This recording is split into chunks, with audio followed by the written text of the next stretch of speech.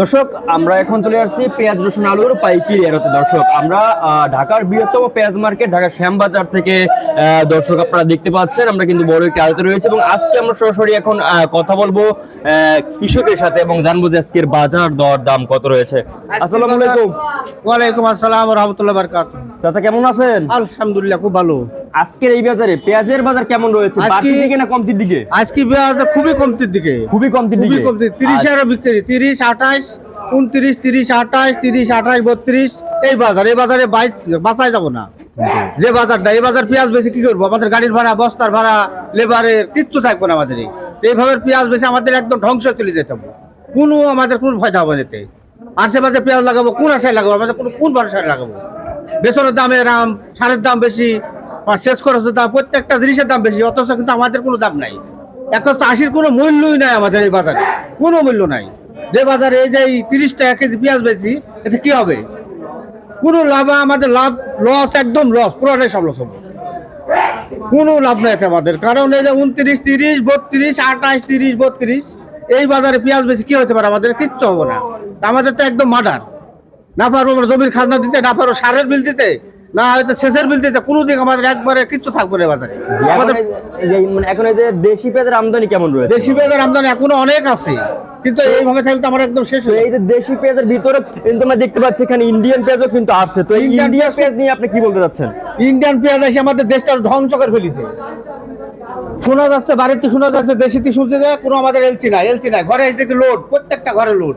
আমাদের দেশি পেঁয়াজ নামাইনেরই কোনো জায়গা নাই, এমন পরিস্থিতি আমাদের এই বাজারে। আমরা এটা কি করতে পারি বলেন? আমাদের তো কোনো লাভই না থাকে।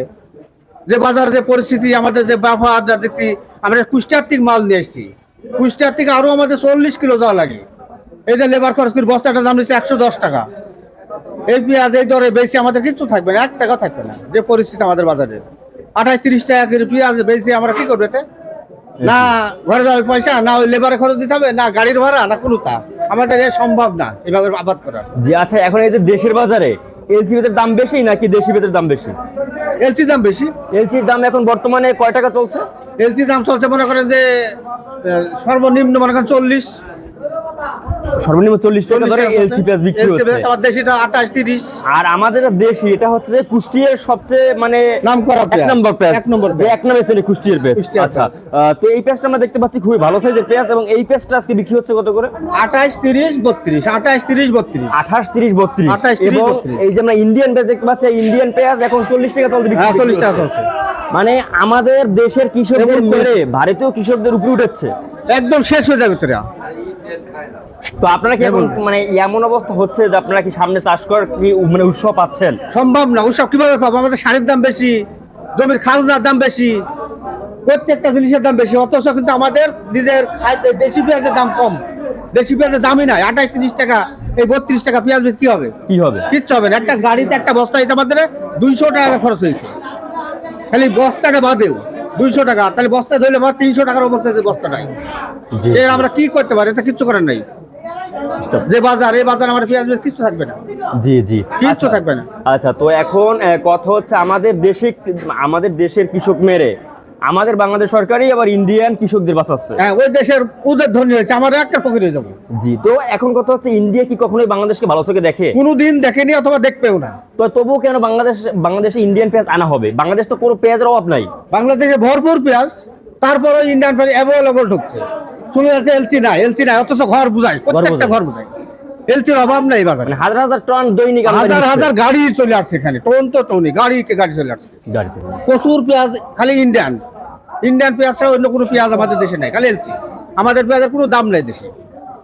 30 টাকা 28 টাকা 30 টাকা 28 টাকা 32 টাকা এইভাবে।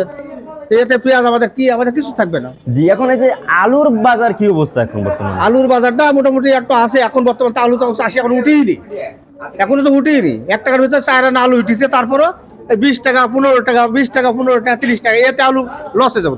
জি, আর রসুনের বাজার কি অবস্থা? রসুনের বাজার একই অবস্থা। গেল বারে অর্ধেক দাম কম।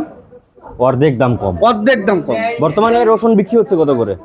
45 টাকা, বেশি বেশি 50 টাকা, 48 টাকা এর ভেতর বেশি। এই ভিতরে রসুন বিক্রি রসুন হচ্ছে। বিক্রি হচ্ছে। আচ্ছা, বাংলাদেশ তো আলুর তো প্রচুর আমদানি হয়েছিল, মানে প্রচুর প্রচুর আমদানি। উৎপাদন হয়েছিল। হ্যাঁ হ্যাঁ, তো ওই আলুগুলো তো বাংলাদেশে মনে হয় পয়সা গেছে বা ফালাই দিয়েছে বা যাই করছে।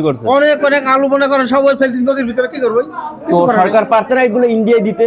ইন্ডিয়ায় তো আমাদের দেশে নেবে না, তারা নেবে না, দিন দ্বিগুণ নেবে না। এক কেজি জিনিসও বাংলাদেশের জিনিস ইন্ডিয়ার এখন নেয় না, ওরা আমাদের দেয়।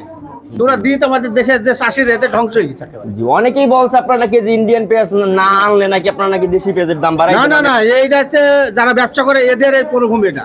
তাছাড়া আমাদের দেশে যে পেঁয়াজ, আমাদের দেশে ভরপুর পেঁয়াজ আছে, বহুত পেঁয়াজ আছে আমাদের দেশে, কিন্তু আমাদের এই পেঁয়াজটা শুধু ধ্বংস করলে আমাদের ইন্ডিয়া থেকে এলসি আইসি, এলসিতে আমাদের শেষ করে দিচ্ছে, তাছাড়া কিচ্ছু করে না আমাদের। জি জি, আর যেভাবে দেশের সরকার যেভাবে চালায় এইভাবে আমাদের চলতে হবে। তো 28-30 টাকা পেঁয়াজ সামনে বাজারে লাগাবো, আবার কোন আশায় লাগাবো? জি। সম্ভব নয়, আমাদের এই আবাদ করে পোষাবে না। আচ্ছা, আমাদের গরু ছাগল ছিল, আমাদের বেশি কাজ করালে, এছাড়া তো কোনো আর উপায় নেই। হ্যাঁ হ্যাঁ, এখন সামনে কেমন দাম দর থাকতে পারে বা কেমন বাজার দেখছেন সামনে, কি অবস্থা? সামনে যে বাজার আরো তো কমছে, কালকে গেছিল প্রায় 35-36, আজকে আবার এসে 28-30, তারও কমছে। আরো কমছে। কালকে মনে হয় হয়তো 25-26 হবে, এছাড়া আর কি হতে পারে? মানে এখন আমরা আলুর দামে পেঁয়াজ পাচ্ছি একেবারে কৃষকের কোনো দামই নাই, এক কথা কোনো দাম নেই। আচ্ছা, আপনাদের এই যে 1 বিঘা জমিতে চাষ করতে কত খরচ, একদম উঠের উপর পর্যন্ত, একদম বাজারে আনা পর্যন্ত? একদম বেসন থেকে মনে করেন নাঙ্গল চাষ করে হ্যাঁ। দিয়ে প্রায় মনে করেন 40,000 টাকা খরচ হবে, কম 40,000 টাকা 1 বিঘে। এক বিঘে। সেখান থেকে লাভবান কত টাকা হতে পারেন? লাভবান যদি আমরা যদি একটা 40-42-45 বেচতে পারি, তাও কিছু আমাদের তো লাভ না হলে সময় মানে সমান হতো। এই 30 টাকাটা আমাদের 40,000 টাকা উঠবে না, উঠবে না, লস হচ্ছে বড়। লস হয় তো লস, পুরাই লস আমাদের। একটা লেবার নিলে 600 টাকা খরচ দিতে হবে, অথচ তা খাওয়া দেওয়া লাগবে, এই খরচ দিই, খাইতে দিই, এই বস্তা 110 টাকার কিনি, আমাদের কিচ্ছু থাকবে না।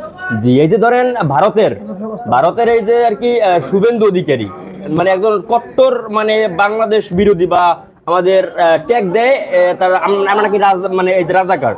তো রাজাকারদের নাকি এই যে আলু পেঁয়াজ না ফেলে নাকি রাজাকারের বাচ্চারা খাইতে পারবে না, এমনও কিন্তু কুরুচিপূর্ণ বক্তব্য ওরা যদি দিয়েছে। আমাদের দেশে এই আলু পেঁয়াজ না দেয়, তো ওদের ঝুলা হাত থেকে বিক্রি করা লাগবে।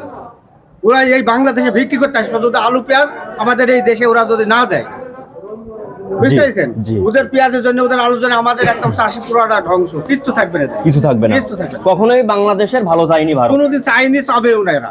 জি জি জি। তো এখন এই যে আদার বাজার কি অবস্থা, মানে সরি, তো এখন কথা হচ্ছে আপনি আজকে যে কত বস্তা আনলেন পেঁয়াজ? আমি আজকে নিয়ে আসছি 22 বস্তা। 22 বস্তা নিয়ে আসেন, সব কি বিক্রি হয়েছে? না না, এখনো বেচতে পারিনি। 22 বস্তার কয় বস্তা বিক্রি হয়েছে? 22 বস্তা মানে 6 বস্তা বেচছি, তার বাকিটা পড়ে আছে।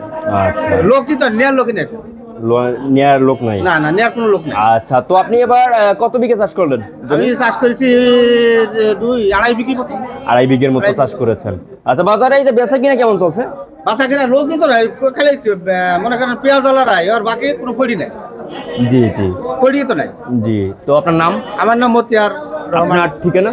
আমাদের বাড়ি হচ্ছে কুষ্টিয়া জেলা, গ্রামের নাম রাজনগর। আচ্ছা, আপনাকে অসংখ্য ধন্যবাদ। আলহামদুলিল্লাহ। দর্শক, তো আপনারা দেখছেন আমরা কিন্তু আজকের বাজার দরদাম কত রয়েছে, পেঁয়াজ রসুন আলুর পাইকারি বাজার দরদাম আমরা কিন্তু ঢাকার শ্যামবাজার থেকে দর্শক আপনাদের জানিয়ে দিয়েছি। তো এই ছিল আজকের বাজার আমার কাছে সর্বশেষ আপডেট দর্শক।